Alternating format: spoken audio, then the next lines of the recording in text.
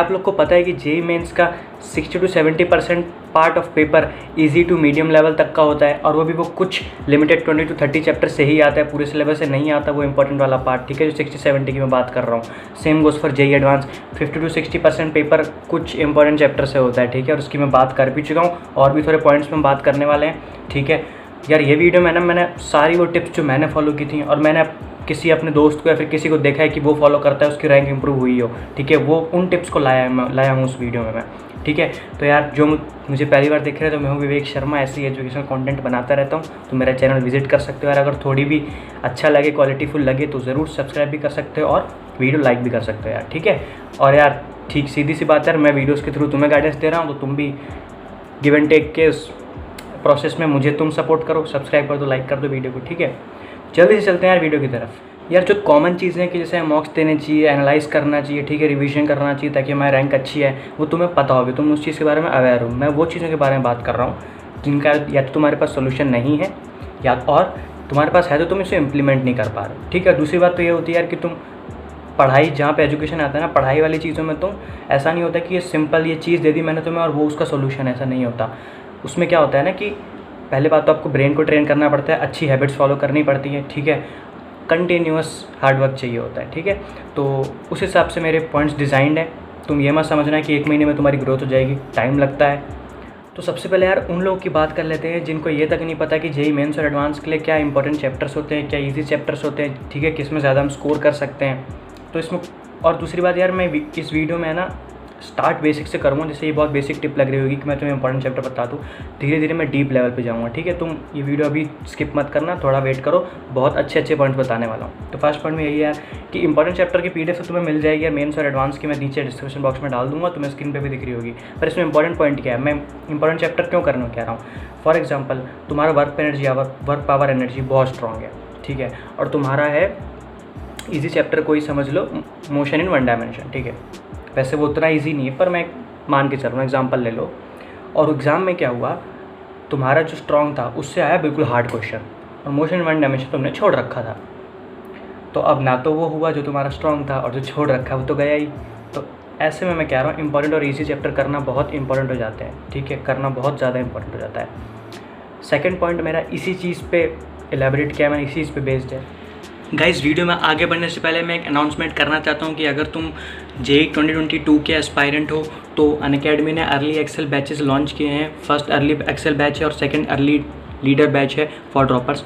तो ऐसे में ये बैच 23 जून से स्टार्ट हो रहा है, तो ज़रूर से तुम चेकआउट कर सकते हो। इसमें हमारे फेवरेट टीचर ही पढ़ा रहे होंगे, लिंक डिस्क्रिप्शन बॉक्स में है। और सेकंड चीज़, एक लिमिटेड एडिशन ऑफर है अनअकैडमी की तरफ से याद की, अगर तुम अनअकैडमी आइकॉनिक सब्सक्रिप्शन को सब्सक्राइब करते हो तो तुम्हें अनअकैडमी के ब्रांडेड नोट्स तुम्हारे डोर स्टेप पे आके तुम्हें मिल जाएंगे, मतलब तुम्हारे घर पे डिलीवरी हो जाएगी।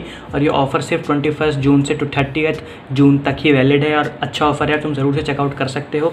इसकी लिंक तुम्हें डिस्क्रिप्शन बॉक्स में मिल जाएगी। तो अब चलते हैं वीडियो की तरफ। सेकंड पॉइंट यही है यार कि don't give up on a particular chapter, या फिर तुमसे जो भी चैप्टर छूट गए हैं, बैकलॉग हो गया है। जैसे मेरा क्या था कि मेरा अलजेब्रा वाला पार्ट उतना अच्छा नहीं था, जैसे पीएनसी हो गया, आपको प्रोबेबिलिटी हो गया, तो मैंने उसको ऐसा नहीं कि बिल्कुल छोड़ दिया, पर ऐसा हुआ था कि मेरे से जेईई एडवांस में से क्वेश्चन नहीं हुए थे, क्योंकि तुम्हें पता है मेरा जो बिल्कुल वीक था। पर ऐसा नहीं कि मैंने बिल्कुल छोड़ा, मैंने एटलीस्ट बेसिक लेवल तक या मेंस लेवल तक कर लिया था, ताकि मेंस में कोई क्वेश्चन आया तो वो हो जाए। वो मुझसे हो गया था। पर अब तुम्हें पता है कि जो एडवांस में तुमसे क्या होगा, तुमसे स्ट्रॉन्ग हुआ, तो मेरा इंटीग्रल स्ट्रॉन्ग है, कैलकुलस स्ट्रॉन्ग है, ठीक है। तो ऐसा नहीं कि तुम्हें कोई चीज़ छोड़ ही देनी है, कहीं ना कहीं वो काम ही आता है। कम एडवांस में नहीं हो पाया क्वेश्चन तो क्या हो, मेंस में तो हो ही जाएगा ना क्वेश्चन। और मेंस में ऐसा नहीं कि तुम्हें पीएनसी बहुत तगड़ा लेवल का आना चाहिए, एक बेसिक करके जाओगे तब भी चलेगा, मतलब मीडियम लेवल का। तो गिव अप किसी चैप्टर पे नहीं करना यार। चैप्टर बुक नहीं कहती कि इस चैप्टर को छोड़ के जाओ, तो तुम ही हो जो मानते हो कि 90% सिलेबस से ही मार्क्स आ जाएंगे। मैं तो जेईई मेंस का जो रूटीन चलता है ना आजकल, मैं तो सबसे किसी को सजेस्ट नहीं करूँगा कि तुम 80% या 90% सिलेबस करके जाओ मेंस में, ठीक है। एडवांस में तो 80-90 का स्ट्रॉन्ग तो चलता है, क्योंकि बहुत उल्टा फुल्टा रहता है। तुमने केमिस्ट्री में पर्टिकुलर चैप्टर छोड़ दिया, तुम्हारी शिफ्ट में आ गया, वो तुम्हारे फ्रेंड की शिफ्ट में नहीं था, वो तो खुश है, तुम्हारी शिफ्ट में आ गया, तुम पीछे चले गए। और तुमने वो क्वेश्चन बहुत ईजी था, ठीक है, बाकियों ने कर लिया, तुमने नहीं किया, परसेंटाइल ऐसे ही कम हो जाएगी। और मेंस में तो सारा परसेंटाइल का गेम है। तो ये रहा आपका सेकंड पॉइंट, जो मेरे को लगता है काफ़ी इंपॉर्टेंट है कि तुम्हें किसी भी चैप्टर पे गिव अप नहीं करना चाहिए। बैकलॉग है तो उसे शेड्यूल करो, वीकेंड्स दो, नाइट में, या फिर तुम अगर टाइम निकाल के थोड़ा एक्स्ट्रा 1-2 आवर एक्सटेंड करो, वीकेंड्स दो अपने, ठीक है, हॉलीडेज़ दो, तभी हो पाएगा। थर्ड पॉइंट आता है यार कि बी सेंसिबल। अब सेंसिबल से क्या लेना देना है मेरा, मैं इसलिए कह रहा हूँ कि एन्जॉयमेंट के साथ पढ़ाई करो, ठीक है। ऐसा नहीं कि बहुत स्ट्रेस लो, बहुत तुम प्रेशर में रहो, हल्के माइंड से पढ़ाई करो पर सीरियसनेस रखो।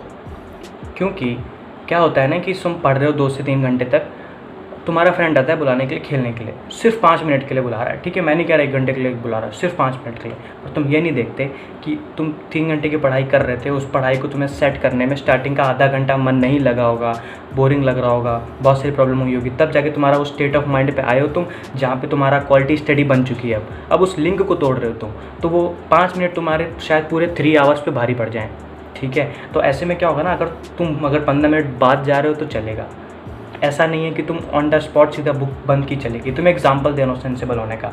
तुम्हें पता है कि फॉर एग्जांपल तुम्हारी अगर एग्ज़ाम, तुम जिस भी एस्पायरेंट हो, 21 के हो, 22 के हो, 23 के हो, तुम्हें पता है कि एग्ज़ाम तुमसे कितना दूर है, अभी तुम्हें उस पॉइंट के हिसाब से कितना सीरियस होना है, ठीक है। तो उस हिसाब से कोई बंदे बहुत हल्के में ले रहा होगा और बाद में बोलेगा कि यार जेईई मेंस तो क्रैक करनी है, मुझे फिर ईजी चैप्टर्स बता दो।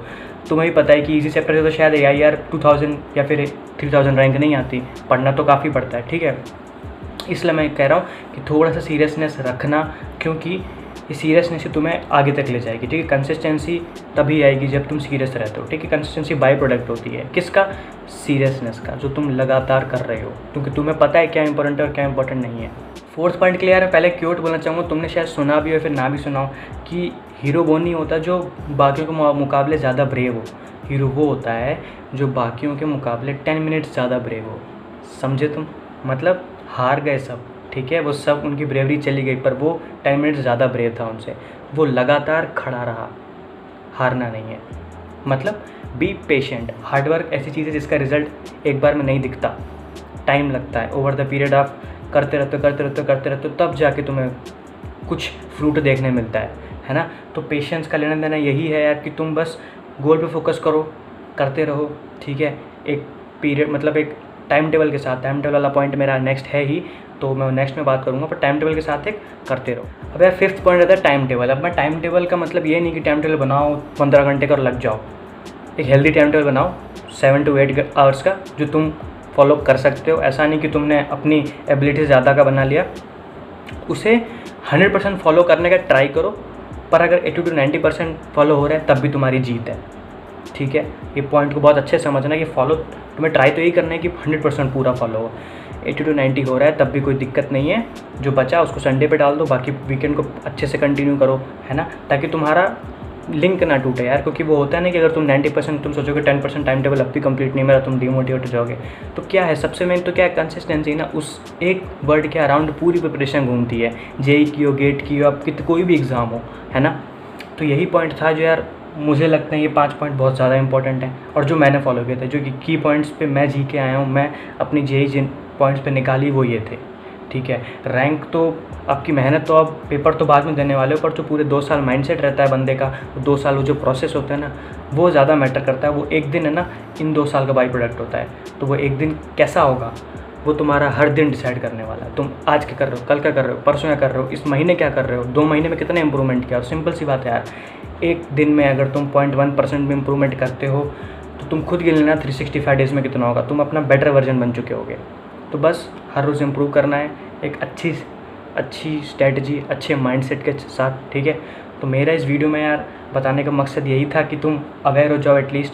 बहुत लोग ये पॉइंट्स फॉलो कर भी रहे होंगे, बहुत लोग नहीं भी फॉलो कर रहे होंगे, ठीक है।